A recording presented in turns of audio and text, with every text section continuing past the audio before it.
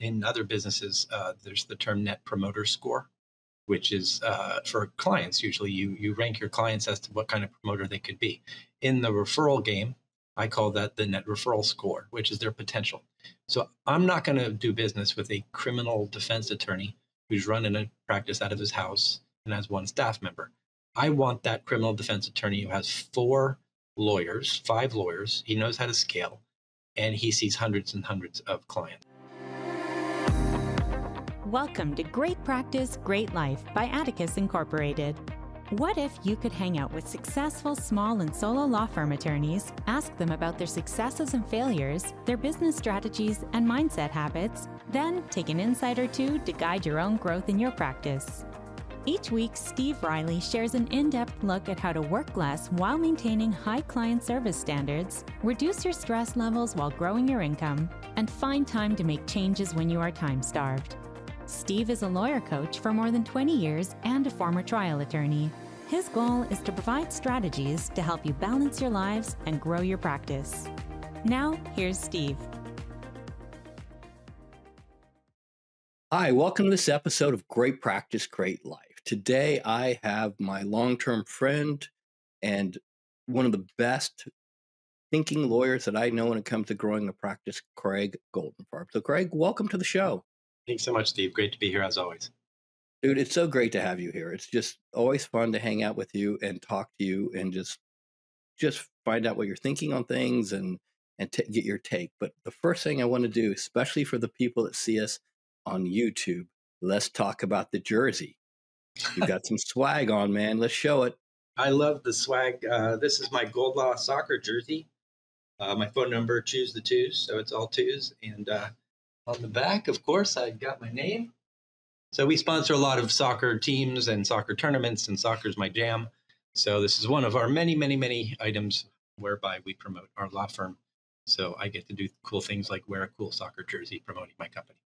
Yeah, I'm envious. We do not have cool soccer jerseys at Atticus. We have the standard polo, but I like the cool soccer jersey. I guess that's the benefit for having your own law firm.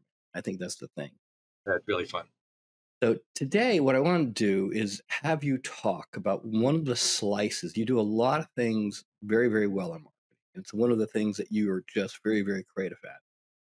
And you're also willing to invest and experiment with. But one of the challenges that a lot of lawyers have when they go to grow their practice is they don't have a lot of cash and they don't have a lot of time. And they sometimes get distracted by all kinds of really cool advertising and marketing techniques. And I want to go back to when you started your practice, when it was just you and an assistant, and talk about one of the long-term strategies that you have employed and continue to employ to this day to help you build long-term sustainable revenue in your practice, which is getting other lawyers to refer you work. Does that work for you? Are you up for that? 100%. One of my favorite topics. Okay. So why is it one of your favorite topics? Because for me, at least, it's so foundational and also fun. I happen to be an extrovert, so I like people. And even if you're not extroverted, it's still a foundational topic, and it's something that is the cornerstone of all my marketing. And I call that relationship-based marketing. So it's not just lawyers, doctors, and business leaders. So I expand it to all people who could possibly send me a case. So it's not just lawyers. So I want to specify that I call it relationship-based marketing, which is broader than lawyers, but we can focus today on lawyers if you'd like. But if you'd broaden your mind to all other influencers, and I'm just going to say one just to get the imagination of your public thinking, I market hairdressers, people who cut your hair. And how did I come up with that one? Well, you go and you sit for 20 minutes. And when do you sit for 20 minutes and talk to one person ever? Well, when you get your hair cut. And they say, how you doing? He's, oh, my neck hurts. Why does your neck hurt? I just got in a car accident. So hairdressers, great referral source. So I just wanted to open people's minds who are listening to this, that referral-based marketing is not just attorneys. That's absolutely hysterical because when I was in law school, I clerked for a lawyer in my hometown, and I asked him what his biggest marketing strategy was. He goes, I market to barbers and hairstylists. And he, PI lawyer. And I was like, really? He goes, yeah, for the same exact reason that you just said. And I was, so when you said it, it brought me back all the way back. His name is Cliff Gosney. He's passed away now, but Cliff, that was Cliff's marketing strategy. He was like, I want every hairdresser in town. And at the time of in his age, Cliff did not need a hairdresser, but he marketed to them, on a very consistent basis. So it's really funny.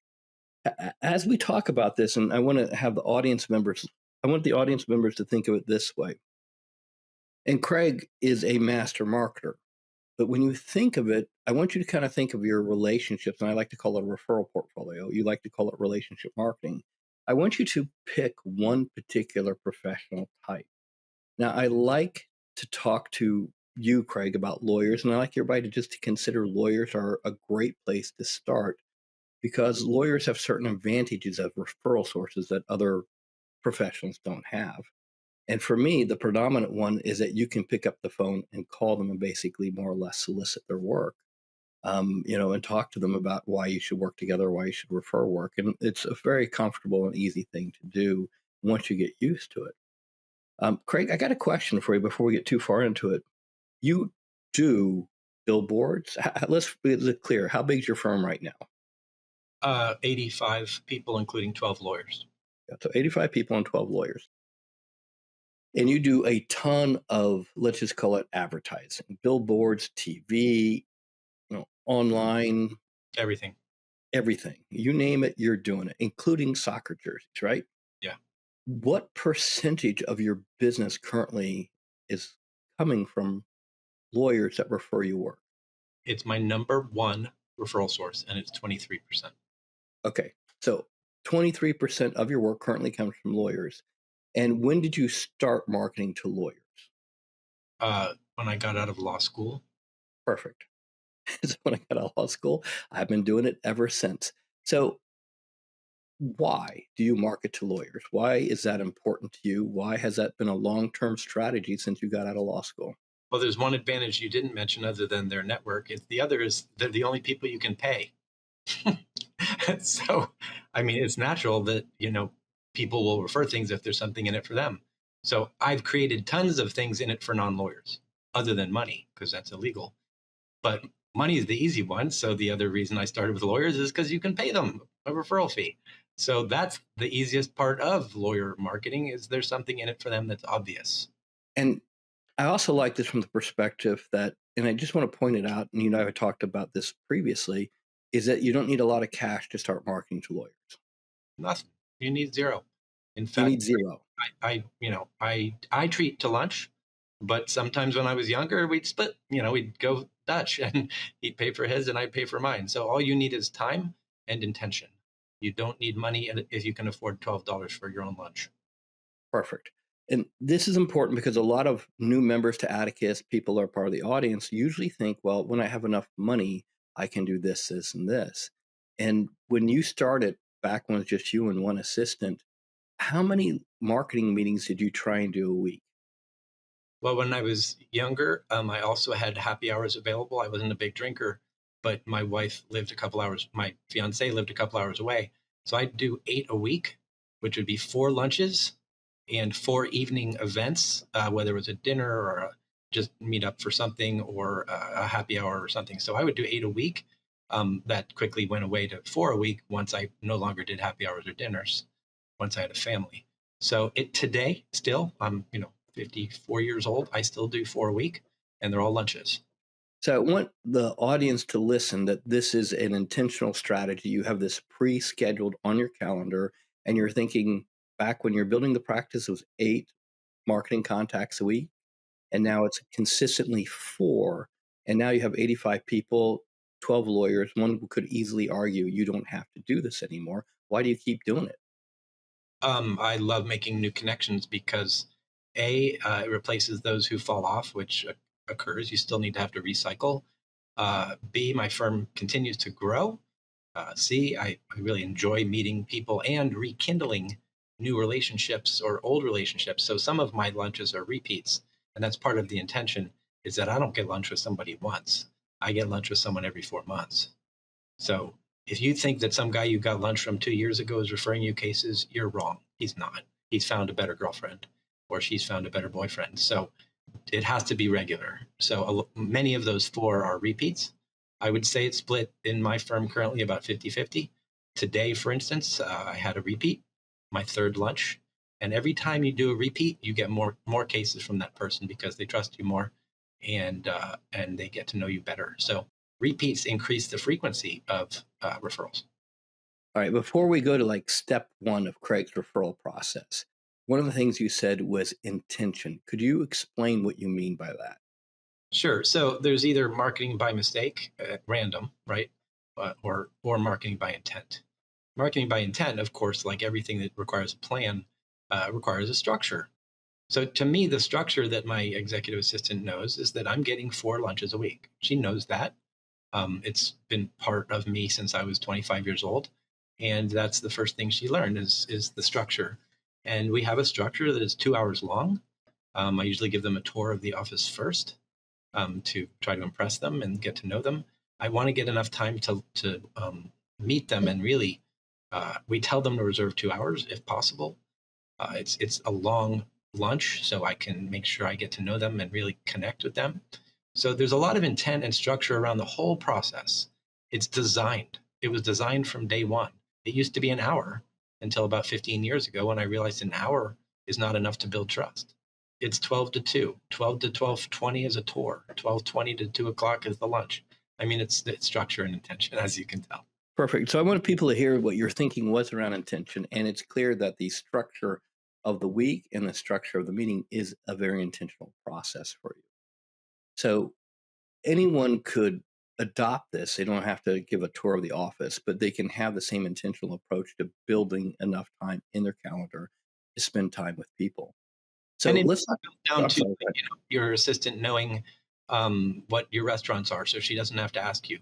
Also, I have a rule, and maybe it's selfish, but it's intentional, which is I'm not leaving West Palm Beach. So if someone wants my time, in very rare circumstances, I will travel more than 15 minutes for a lunch, but I want them coming here. I want to drive. I want to choose the restaurant I'm treating.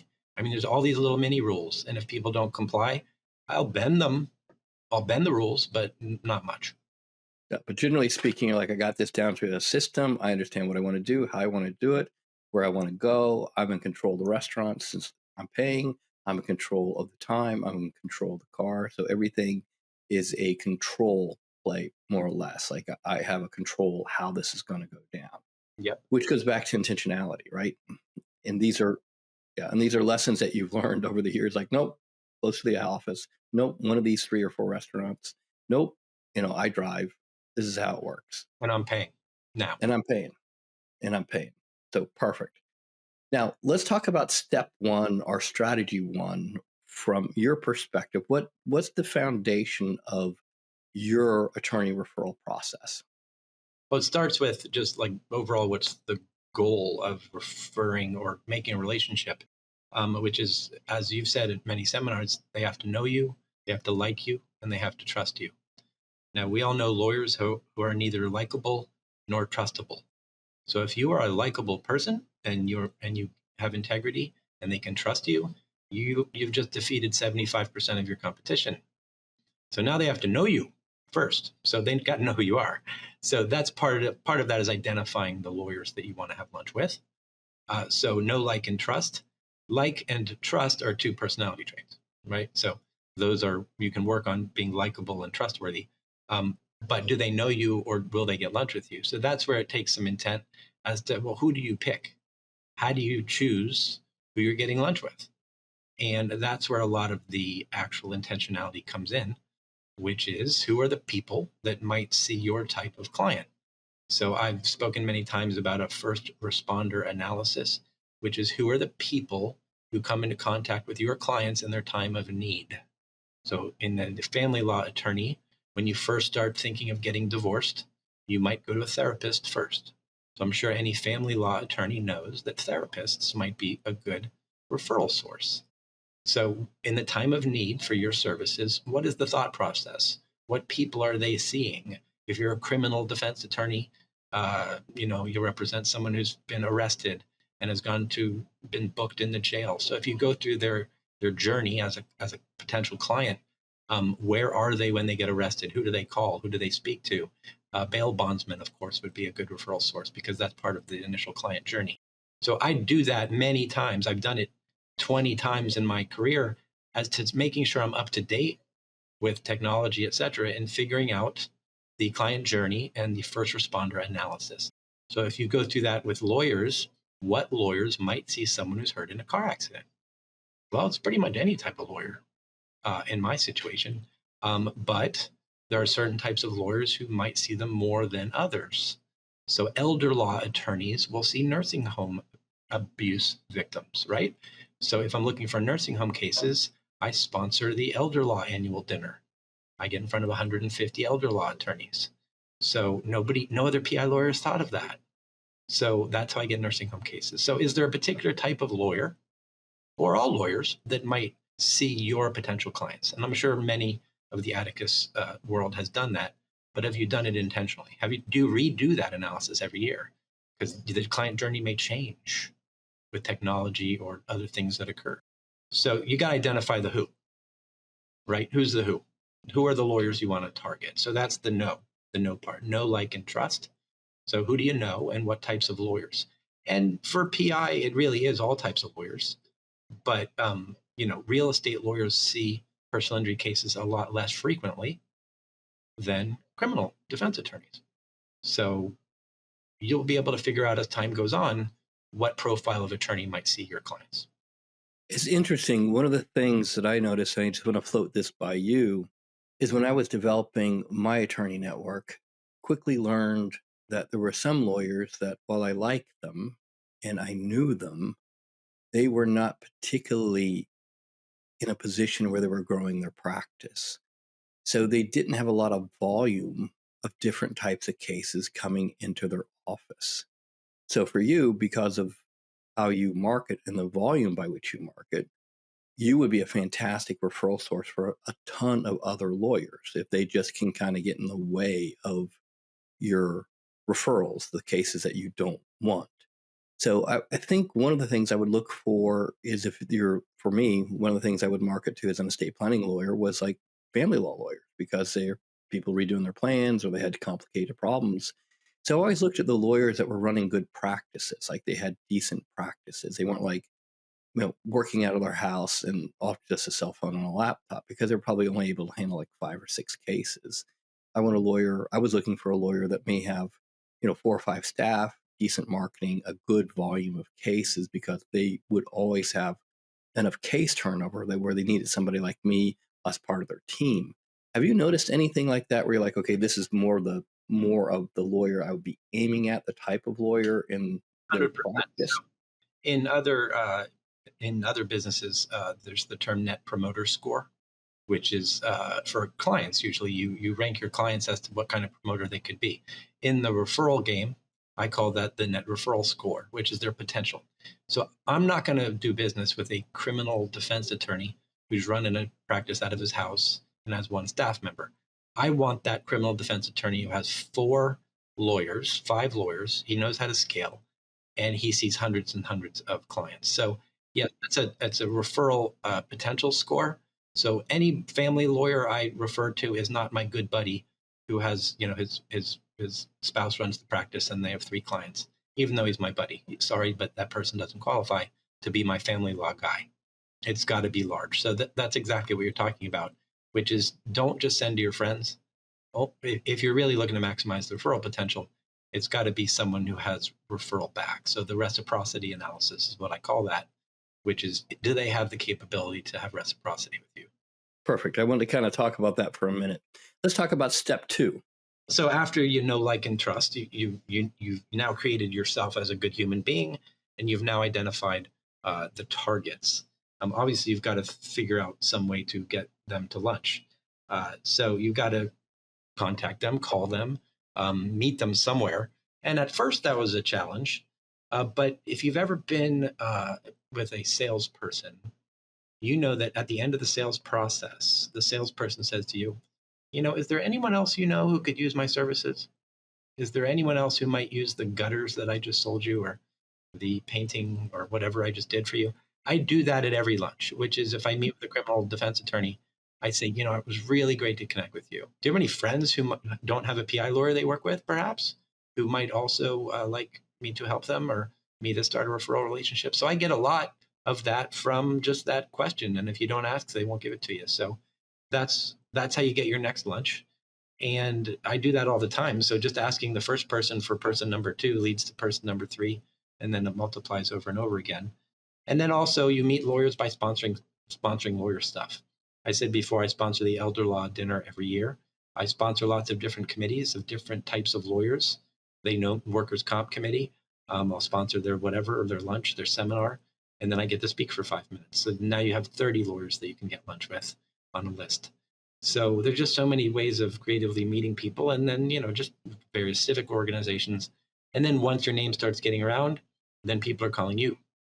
They're putting themselves on your calendar instead of you having to reach out to put them on your calendar. So right now I'm scheduling in July. Today is February 6th. So if you try to get on my book now, unless you're my wife, you're waiting until July. Let's talk about, just for a few minutes, your attitude. You and I have kind of talked about this before, and it's one of the shifts that both of us went through in developing a referral-based practice. Give, give, get. What does that mean? Well, part of getting referrals is it's actually creating a kind of an existential theory of debt. And while it's genuine, it's also tactical, which is, if you just ask somebody for something, they don't owe you anything. So they may or may not like you. They may or may not trust you or know you or whatever, but you're just asking. It's pure ask.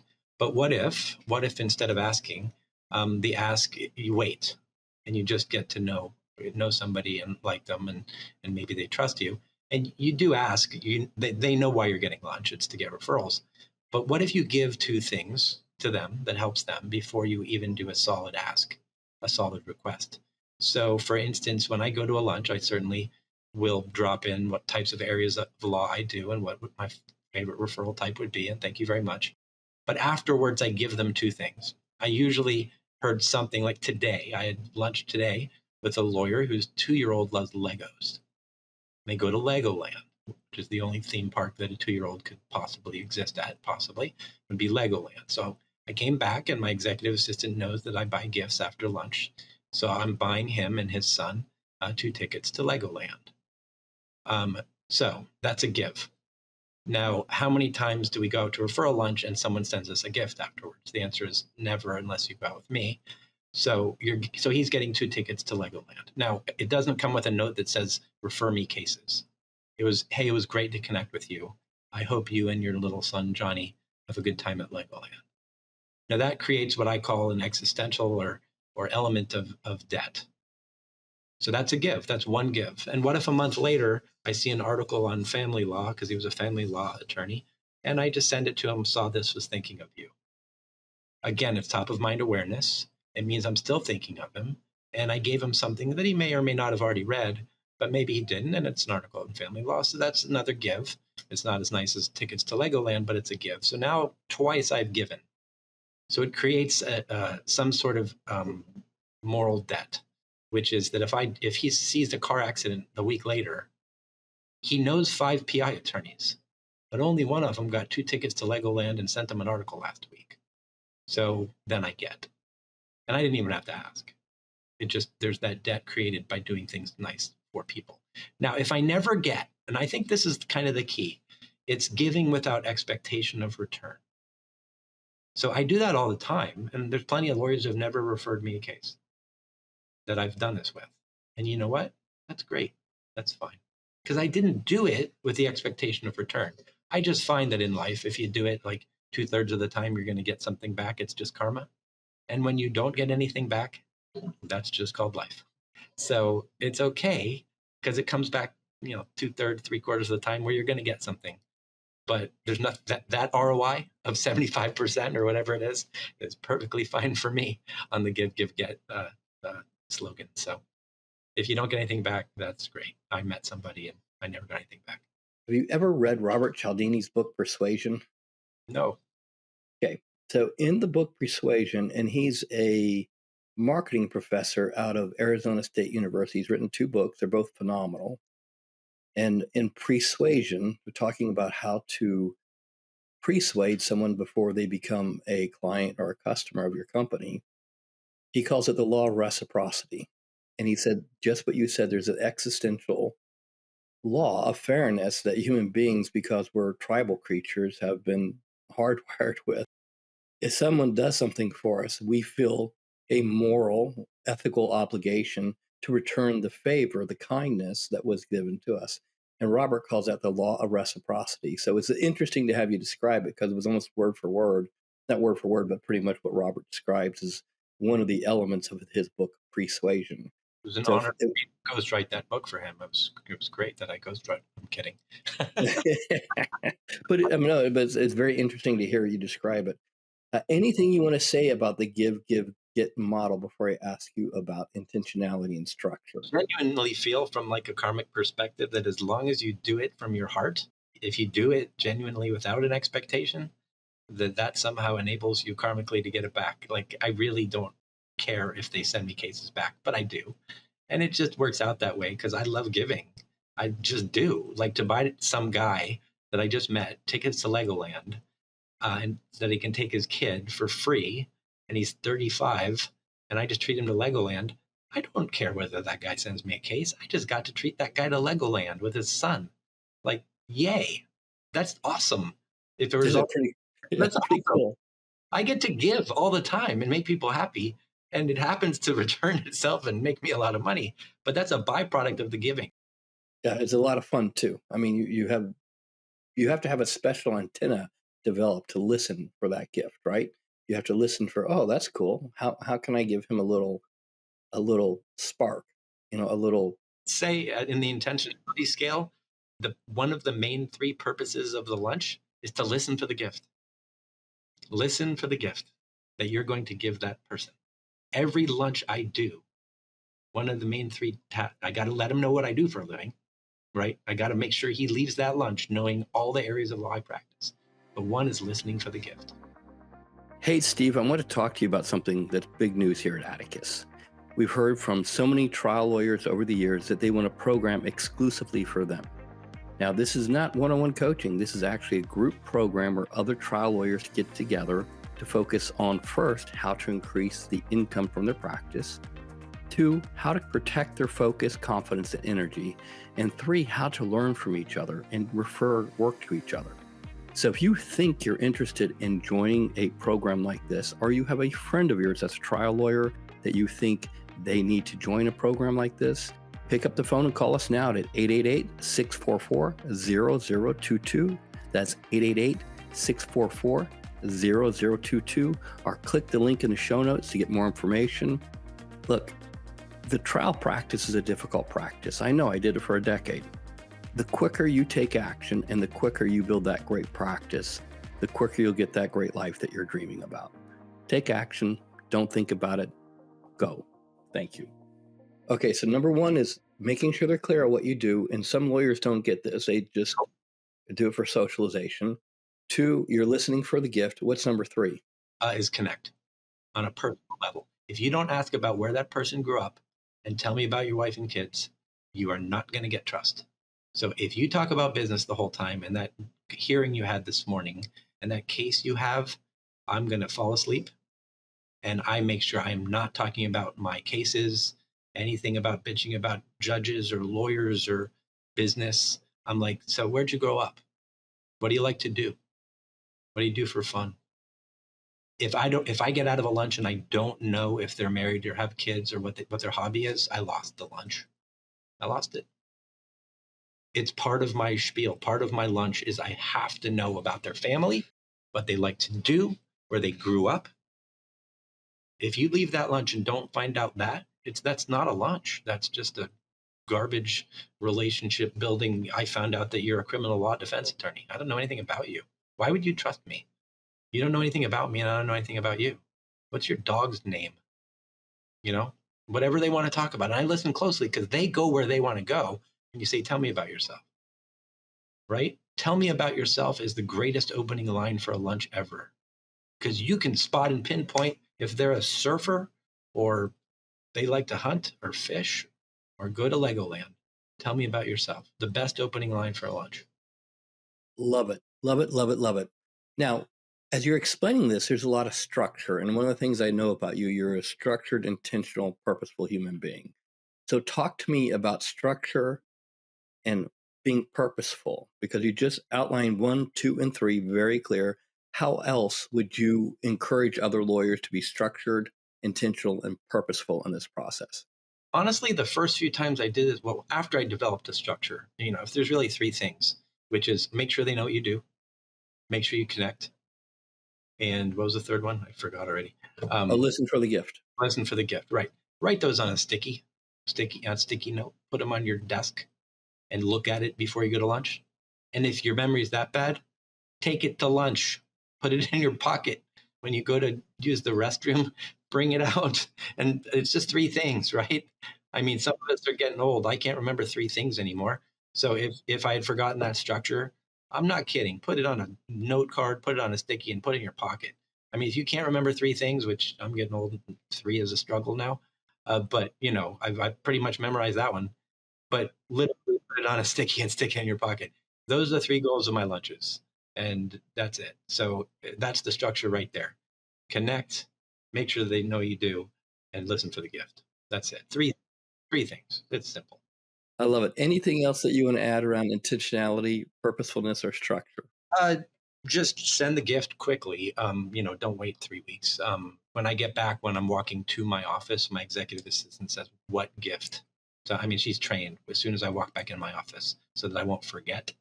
And the other actual part is in my case management software program. This is pretty important, actually. This is something I forgot to mention. So, whatever case management software program you have, make sure you have that person entered in with their address, with their email, with their cell phone.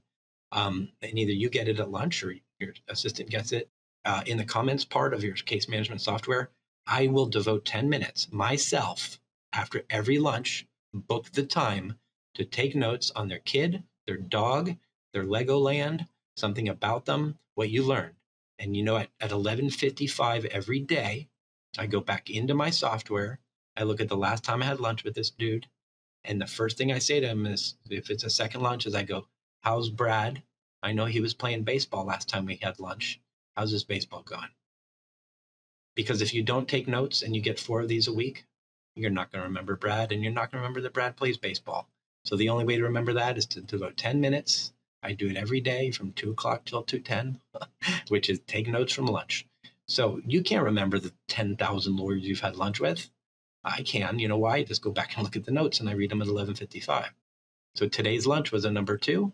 First thing I said to Byron was, "How's your 2-year-old and your 3-year-old? I believe they're probably 4 and 5 now."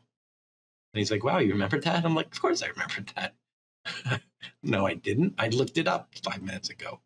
But that's cheating. But that's the only way to remember something about somebody. I have no idea about little Bradley from a year ago, but now I do because I read about it. So take notes, make a structure for remembering about people, because the way they trust you is that you cared enough to listen to little Bradley playing, t-ball or whatever, and you bring it up the next time.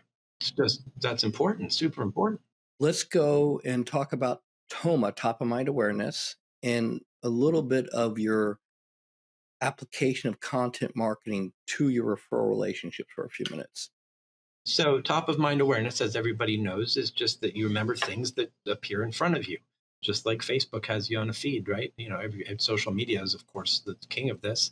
Is if it's on the top of your mind and you see it, then you may buy it, or you may interact with it, whatever it is. So we have a goal of 8 touches or 9 touches, I think, to all of our database, which is 30,000 people, 35,000 people, 8 or 9 touches to our entire database per year.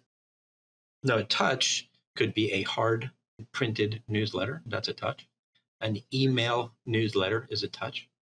A letter with an update on the law, depending on if your clients care about the law, is a touch. A mailing with a calendar or a piece of swag is a touch. Touch can be many different touch points, but every touch is top of mind. So, if they saw my billboard, that's technically a touch. I can't track that, but it's another touch. If they saw my TV commercial, it's a touch. But for intentionality that you can track, I think we're at 9 mandated touches per year to 30,000 people. So that includes my clients, and it also includes my referral sources. So they're going to hear from me 8 or 9 times a year until they die or until I die. So they're constantly top of mind, and I'm constantly top of mind to them.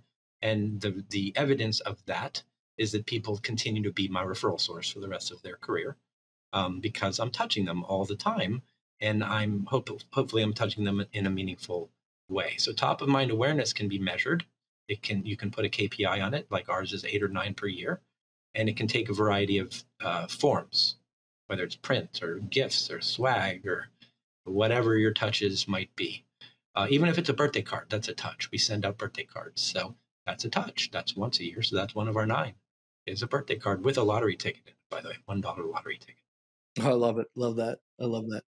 Well, let's go back in time to when it was just you and one assistant, or, had a light support staff. What type of activities did you do for TOMA back then? Do you remember? Well, we did birthday cards pretty quickly because they're cheap.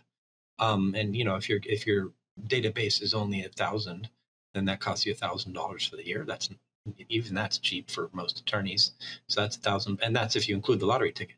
So that's $1.40 with postage. So without the lottery tickets, it's whatever postage costs. So that's cheap. It is a birthday card. And the e-newsletters are particularly cheap. You have to buy the software, whether it's MailChimp or whatever you use. So that's some software expenditure to do an email newsletter. You have to have a case management system that has the contacts in it. That can also be MailChimp or some other software system. So you have to definitely have the technology to support the cheaper ones. Email is cheap. Hard newsletters cost more, but they're equally effective. In fact, more effective than e-newsletters, way more effective. So when I didn't have a lot of money, I started out with relationship building, which is lunch. And then I moved on to some things that cost a little bit of money. Birthday cards cost a little bit of money. Gifting is I have a whole gifting strategy that is twice a year. That costs some money, but it doesn't have to cost a lot of money. When I started gifting, my gifts were worth $10. Now they're $120. Big difference when you're sending out 300 of them. But having a gifting strategy. And, one of my pointers that I give at my seminars is don't give gifts at Christmas. Atticus has a seminar, what gifts to give at Christmas. And I laugh because I don't give gifts at Christmas. I give New Year's gifts because that's when all the other gifts have been eaten and you're full and fat. And 2 weeks later, you get a gift from my office and it's the only gift that shows up. So at Christmas, you have 40 gifts that show up and you're lost in a sea of gifts. How about if you get a gift at Groundhog's Day? Or if you get a gift for the summer, like I give, that's my secondary gifting. How many people get a gift from lawyers during the summer? So an intentional gift strategy that is different than other lawyers, it makes you stand out. We have a very detailed gifting strategy. And again, those don't have to be expensive. They do have to be clever. And they have to stand out. If you're giving a bottle of wine, you're not clever. You're doing what everybody else is doing. Well, think back. If you think back over the career of doing this, what do you think have been 2 or 3 more clever gifts that you've done? That you're like, oh, that was clever. I didn't anticipate that to work so well, or that worked really well, or that worked really well. One of my favorites that we give is a pizza cutter. So if you read the book Giftology, it's like 1 hour to read the book Giftology, he talks about that kitchen gifts are the best because they have staying power. They call it stickiness. So a gift that doesn't get used up or consumed has stickiness. So a pizza cutter is one that is used frequently. It is used often and is not thrown away. And every time 2 busy professionals get home at 6 o'clock and they don't want to cook dinner, what do? They order a pizza. The pizza's not cut well by Domino's, so you get out the pizza cutter, which has my name on it. So that's one I got from Giftology. So the more you get into the brain of the recipient and you think about the concept of stickiness for swag and gifts, the more clever you get. The other one is the purse hook that women use when they go to a nice restaurant because they don't want to put their purse on the ground. So it's something that I didn't know because I'm a guy. But those purse hooks, a lot of women have them because you want to hang your purse on the table and not put it on the floor because it's a nice purse. What if that purse hook had your law firm's name on it? So again, clever, useful, sticky gift. Purse hooks, pizza cutters. I mean, everybody else has given phone chargers for the last 5 years, right? I'm like, I'm tired. I've gotten 400 phone chargers. I don't need them. I throw them away or give them away. So if you're doing what everybody else is doing, that's just super good for you. But I don't. I give away pizza cutters, purse hooks, and other silly stuff. Well, give me one more silly one that you thought worked really well. Sure, I'd love to, Steve. So there's some producers that produce candy, and gummy bears are particularly good. Gummy bears has a very high success rate as food. A lot of people like them. So we decided to order gummy bears that were the closest color to gold that we could get on GOLDLAW.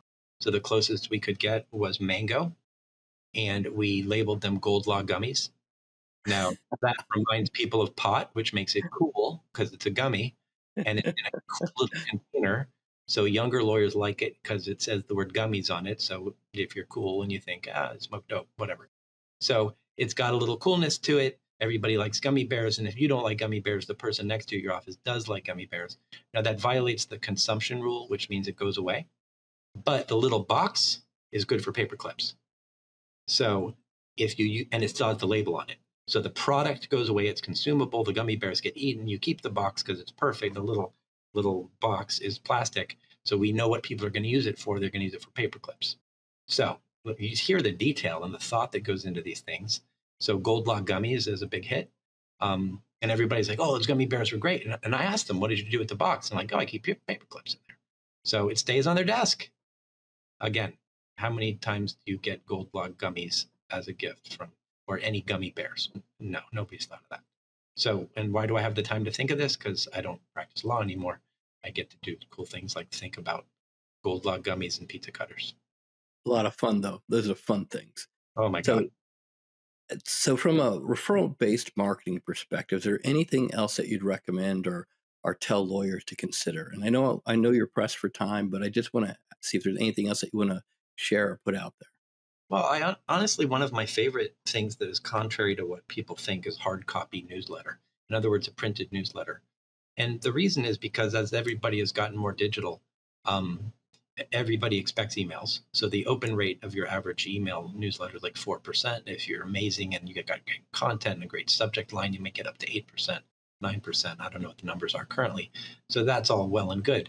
But printed newsletters that go out for me 4 times a year with high quality have a lot of stickiness. And the reason we know that is we do surveys to see what people do with it. And the higher the quality and the better the glossy paper, the longer it stays in their house. So if you think about it, the analogy I use that people do understand is a book. So if your friend gives you a book, well, first of all, if a friend gives you a pamphlet, you might read it and throw it away. No stickiness, right? Because it's a piece of paper, easy to throw away, no guilt involved. Now, if a friend writes a book and they give you a copy and they sign it, Mark Powers, Steve Riley. No, I'm not going to read it. Sorry, Steve. I have read one of your books, but it's likely that I'm not going to read the book that my friend gives me, even if it's good. Like, why? Because, of course, I don't have time. I may glance at it so I can tell you I read it, but I'm not going to read it. But I feel really guilty throwing it away. Why? It's got heft to it. It's a book. You signed it and you're my friend, and I feel guilty throwing it away. So the same thing applies to hard copy newsletters, which is the nicer it is and the heftier it is, the less likely you're going to get it in the mail and throw it away. It'll sit on the counter for a couple days and you may read it. I joke, I say if it's enough that someone will take it into the bathroom, you've succeeded. And it's funny and kind of gross, but it's true, which is if someone will take it in the bathroom, then they might read it. And therefore, my newsletter is 18 pages long. It's on glossy paper. It's got some heft to it. So I've built up to that. My first newsletter was 4 pages. But the glossier, the nicer, the more pictures, the better it is. And I've brought my newsletter many times to Atticus to just show the heft. So hard copy newsletters are way better and equal to, at least way better in my experience than e-newsletters. So if you've never seen a good newsletter, you should. I think I have them on my website. Hard copy newsletters work. We measure them. They work. I send them out 4 times a year. All right, if it's okay with you, let's get a link and we'll find one and we'll put a link in the show notes so people can check it out and they can get a sense of what you're talking about. Is that okay? Absolutely. Okay, great. And then if you were going to say, hey, if you want to refer work to me here in Florida, where would you reference people to go? What your website? What would you tell people to do? Well, honestly, the easiest thing to remember, because marketing is about memorability, is choose the twos. So my area code is 561-222-2222. The other way is to Google my easy brand name, which is GOLDLAW on my shirt, GOLDLAW. My name is Craig Goldenfarb, but we branded knowing that nobody cares about your name. So if your law firm has your name, that's an automatic red flag. If you can brand in your state, try it. I've trademarked GOLDLAW. Nobody else can have it. So if you have a cool brand, make sure to trademark it. So GOLDLAW is probably the easiest thing to remember. That from a psychological standpoint, it's probably easy to remember GOLDLAW. And also it's easy to remember my slogan, choose the twos. So that requires you to remember my area code, which is 561, which is tough. I also am 1-800-GOLDLAW. So that is an 800 number I bought 20 years ago when 800 numbers were popular. So that's easy to remember as well. So if you can remember my name, great. I don't expect anybody to remember my name, but you can remember choose the twos. You can remember GOLDLAW and just call us or contact us. You notice I didn't give my cell phone and I didn't give my email. That's very intentional. I don't do intakes. I have nothing to do with the intake department. I don't want anybody calling me or emailing me because that requires me. Intake should not require you at all. Zero business owner involved in intake. So don't call me. But I do tell my friends, like, if you refer me a case, text me that you referred it because I need to know. But I'm not part of the process. Copy me because they want to know that I know. And that's important.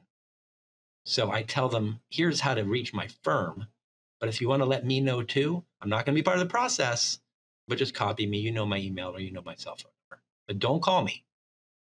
In other words, copy me. And that's a big distinction between call me and contact my firm. Big, big difference.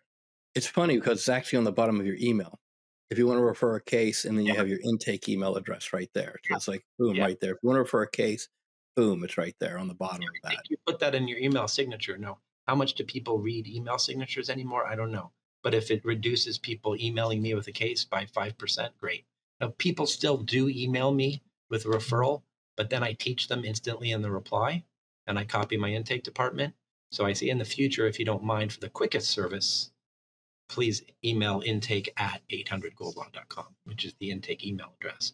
So if you do have a firm, create an email address for new cases. You can call it new case at or intake at, and that way people won't be calling you on your cell phone late at night and bothering you and your family. That's perfect. Mine was help at. And so it was our domain name and help at. So it was one that we used. So as we start to wrap up here, anything else that you want to add before I ask a couple of questions? No, it's just, I just think that if you like relationships, then you're the person for relationship building. And if you don't like relationships, you still need to be the person for referral source building. So it doesn't matter whether you like it or not. I like to say that a lot of marketing is do things you like. And that's true. I love all of this, but the foundation of referral marketing has to be relationships. And even if you're an introvert, that's got to be the foundation. And one of the reasons is because it doesn't require any money. It just requires your time. And we've all got time. If you understand the importance of using that time in building your business. Yeah, for the introverts out there, of which I'm one, most of my marketing was done one-on-one. And it wasn't until I got my confidence up, I got my request up, my laser talk up, until later I was able to get like a good practice focus statement, who I was, how I serve people. Then I started getting more comfortable going to group and more, organizational related things. Now, Craig, just for fun, I know this about you. It's something that you've told other people. I want to know if you'll be willing to share with everyone that originally your goal when you were a teenager was to be a rapper. Yeah, well, I grew up with the Beastie Boys in the 1980s, and those were the first, kind of like the first white rappers, and they were from New York, and they were Jewish, and I was raised Jewish. So I'm 12 years old, and I hear my parents were, Ivy Leaguers, so I heard classical music throughout my youth, and I didn't identify at all. And I first heard some rap in 1982, and like the sun shined on me for the first time. And it was the origins of hip hop, and it was probably LL Cool J, who was my first favorite, or the Beastie Boys. So all of a sudden, I found my calling, which was to be a rapper at age 12. So I started to, pretend that I could do it, and I'm pretty good at rhyming and sloganing. So I still do that today, is a lot of rhyming and sloganing. So I started my rap career, which did not last very long. We had to go to law because rapping wasn't working. It didn't turn out great. Hey, look, I don't care who you are. I think Sabotage by the Beastie Boys is one of the greatest rap anthems ever out of that time period. I think Sabotage is still one of the great. I still have it on my workout playlist. I love that song. So anyhow, other people are going like, "What the hell are you guys talking about?" So today, who is the go-to rapper for you? Like you're like, okay, I'm going home, I had a great day. I don't return phone calls. I don't want to do this. I want to play some music. Who do you go to now? Well, the greatest stress relieving voice in the rap world is Eminem because he's so angry. So since I am not an angry guy, if I want to channel my inner angry guy, I listen to some good Eminem while I'm working out, and all my stress goes away because that guy just pumps it out and just says everything that you can't say. So I just love listening to Eminem while I'm working out. So Eminem happens to be my favorite current rapper. That's perfect. That's perfect. Now, last question. If you could go back and talk to young Craig, the 25, 26, 27-year-old guy that was opening up his practice, what would be the number one piece of advice you would give that young man? I would say get a therapist.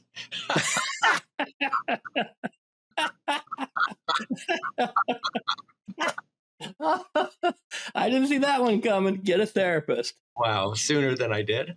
Because, I'll tell you honestly, self-growth, mindfulness, self-actualization, and learning yourself, to me, has been the foundation to everything I've done in life. So the more you know about yourself, whether it's through spirituality, religion, therapy, whatever path you take to become a better person and learn about yourself, has been the bedrock of any success I've had, whether it's personal, physical, emotional, relational, is just continuing to grow as a human being.